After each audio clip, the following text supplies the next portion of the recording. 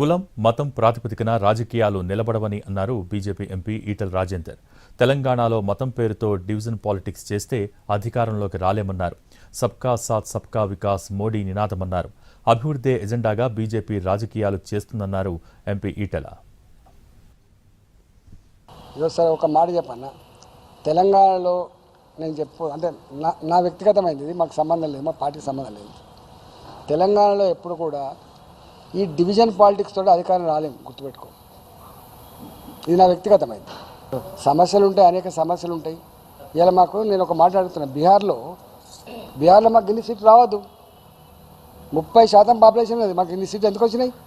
ఈ డివిజన్ తెత్తం ఇట్లా అవుతుందా?